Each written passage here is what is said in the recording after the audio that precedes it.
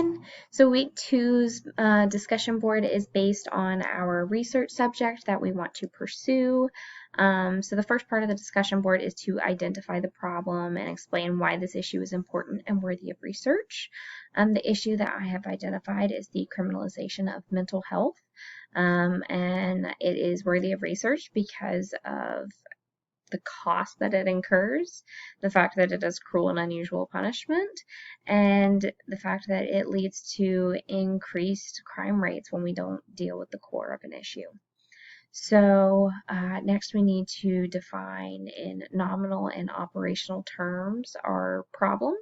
So a problem again is the criminalization of mental health, which really comes with two parts to it, which is criminalization and mental health.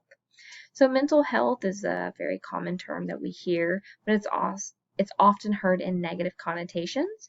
But the actual definition for mental health is a person's condition with regard to their psychological and emotional well-being. So that can be an entire spectrum and is not necessarily a negative thing. And criminalization is the action of turning someone into a criminal by making their activities illegal. So the criminalization of mental health is basically making mental health or the direct product of mental health a criminal or illegal act in and of itself. And as a system, we like to think that we treat people with mental health disorders completely separate from people that are just criminal. And the sad reality is that we don't. So that is really what I'm getting after here, the criminalization of mental health. So an operational definition for us is, or a way that we can look at this in a very measurable way, is really the incarceration of individuals who suffer from mental health. And just for ease of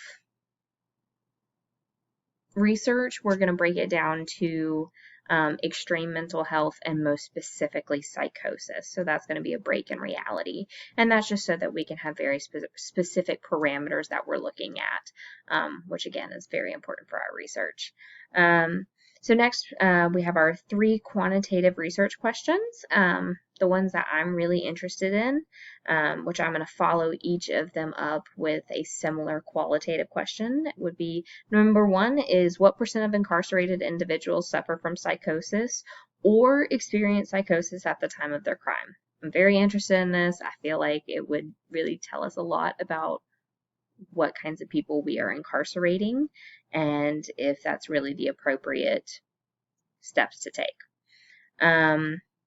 A qualitative question for me would be, do the laws in regards to the insanity defense or plea allow for current understandings of mental health and psychosis? So do we really have a law or a legal system that is caught up to our knowledge on the subject? Because we do know the legal system moves at a bit of a snail's pace. So my next quantitative question is there a correlation between violent crime and psychosis? And more specifically, is there a correlation between the level of violence and psychosis?